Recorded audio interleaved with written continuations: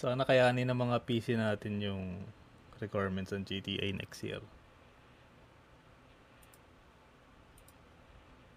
Sana hindi sumabog.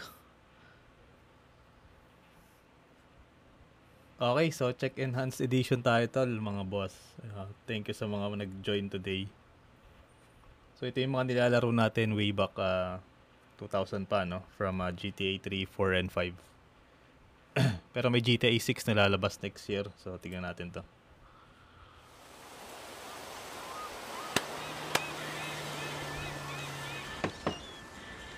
What you doing up there?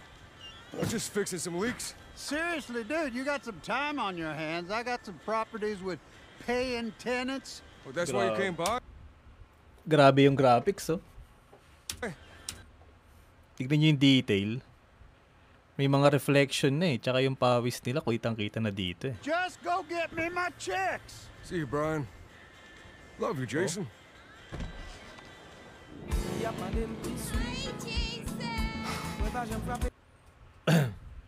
Dun sa mga GTA fan, no?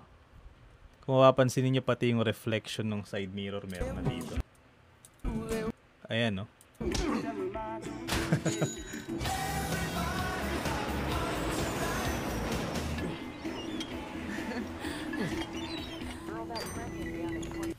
Pero may balita raw na medyo optimized to sa mga naka-console or dun sa mga naka-PS5. So hindi lang natin alam kung how many FPS kalalabasan nito for PC. Kung ano yung minimum tsaka yung recommended nila. Tignan natin mamaya after ng trailer.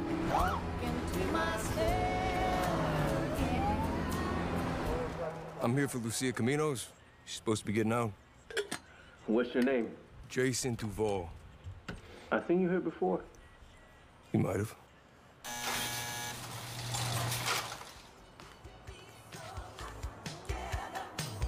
Hey. Hey. Grabe.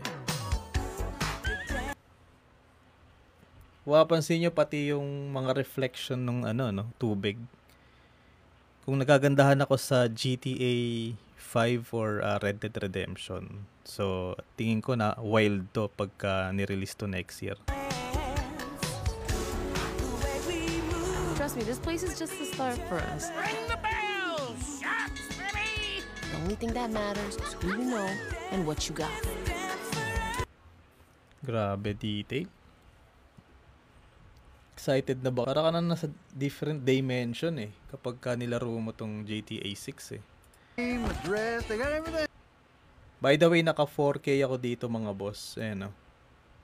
Pero kung naka 4K quality or naka 2K kayo, mas ma-appreciate nyo yung graphics talaga.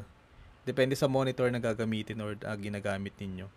Around kung 2K or 1440p, goods na goods. Okay na, goods na yun. Us cops, 27 inches, okay na rin. we gotta protect each other. Like, brak, brak, brak! You and me, Lou. We got this. We got it.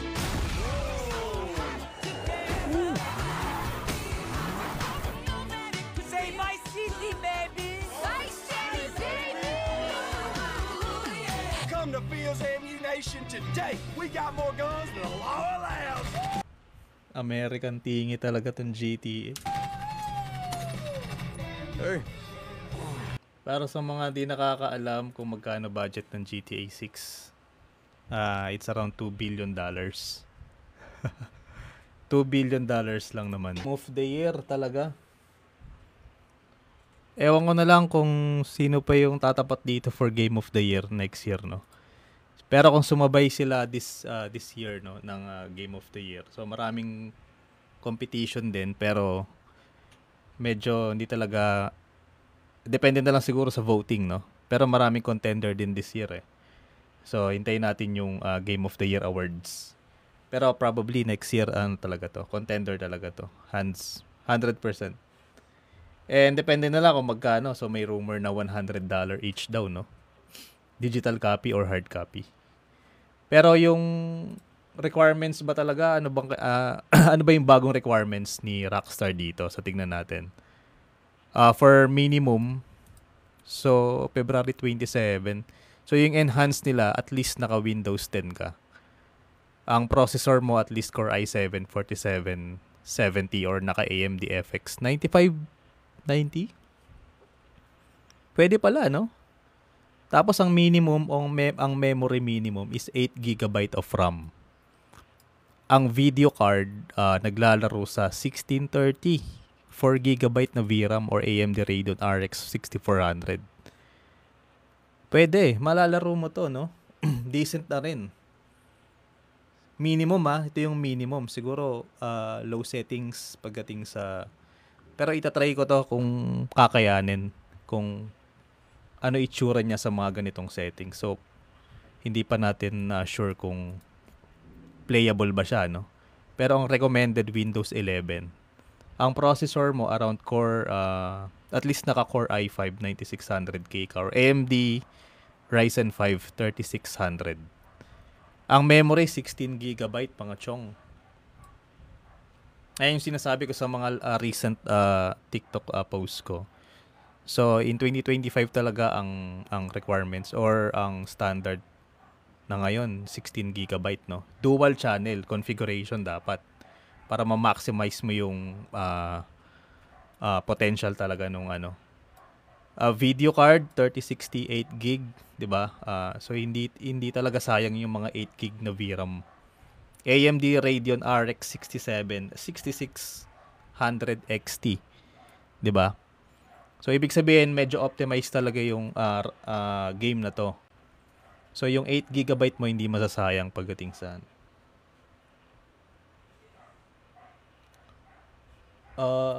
bro, what do you think? I'm looking to upgrade ng GPU na naka 3060 ako now, then Ryzen 7 5700X looking plus. Ako either 96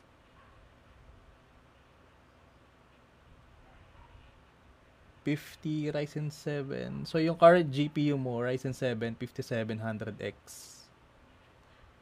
Either 9060 XT na 16 GB or 5060 Ti. Wala na tayong question, boss Health Cortex. 5060 Ti, at least 16 gig na VRAM, sobra-sobra ng pagdating sa Ryzen 7 5700X.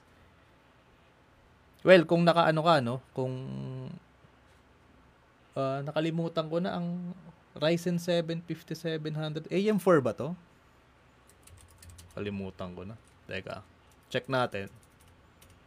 5700X. Check ko lang, bossing.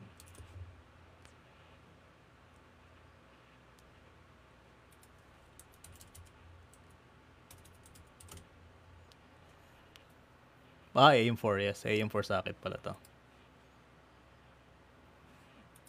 Goods to. 16 GB 9060 XT or probably 5060 Ti and RTX. Either sa dalawa, if pure gaming, go with AMD. Pero kung gagamitin mo ng slight productivity, for example, video editing, tapos gumagamit ka ng other applications like Adobe, or nagti-3D or slight 3D rendering ka. CUDA course, bossing. RTX, no question dyan. Pero pure gaming 9060 XT, mas panalo. Kasi mas mataas yung makuha mong FPS dito sa AMD. Then storage, whopping 105 GB lang naman to. Direct storage compatible drive. Ang sound card and audio Windows Spatial Audio compatible system solution containing Dolby Atmos support. So ang legacy daw nila is sa Intel Core 2 Quad CPU Q6 2.4 GHz.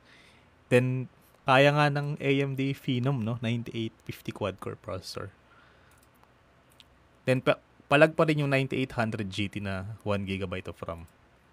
So kaway-kaway dun sa mga sa mga naka 9800 pa 1 gig or 2 gig. So mag-rejoice kayo kasi malalaro nyo pa yung GTA 6.